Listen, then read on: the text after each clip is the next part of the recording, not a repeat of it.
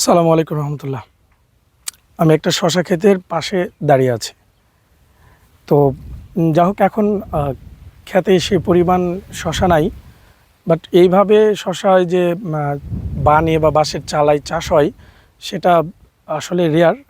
সাধারণত এটা জমিতেই আগে নর্মালি চাষ হতো, যে মাটির উপরে লতা গাছটা হতো এবং সেখানে শশা ধরতো। বাট এখন এটা বানে চাষ হচ্ছে এবং দেখতে পাচ্ছেন যে কি পরিমাণ শশার গাছ চারিদিকে ছড়িয়েছে এবং প্রচুর পরিমাণে ফুল আসছে।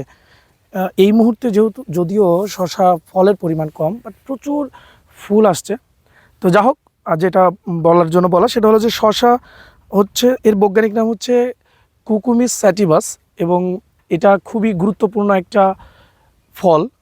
প্রচুর পরিমাণে অ্যান্টিঅক্সিডেন্ট আছে যা আমাদের ত্বকের উজ্জ্বলতা বাড়ায়, চুল পড়া কমায়।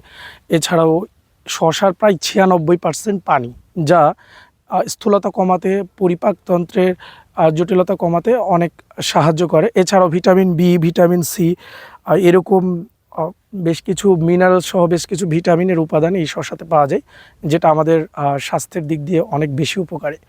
তো স্বাভাবিকভাবেই শশার এই চাষাবাদটা দেখে খুব ভালো লাগলো, তাই আর কি ভিডিওটা করা, এবং ইচ্ছা ছিল যে এখান থেকে শশাও কিছু সংগ্রহ করব, অবশ্যই ক্রয় করে আর কি। তো যা হোক, সেটা তো সম্ভব না, যেহেতু শশার পরিমাণ খুবই কম, খুবই ছোট ছোট শশা হয়ে আছে, যেগুলো এখন আসলে এখনই ওই রকম খাওয়ার মতো না।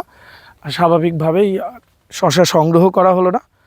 ইনশাল্লাহ পরবর্তীতে এসে শশা যতটুকু প্রয়োজন সংগ্রহ করে নিয়ে যাব। তবে প্রচুর পরিমাণে ফুল ধরে আছে। তো এই ছিল শশা নিয়ে একটু কথাবার্তা। আল্লাহ হাফেজ।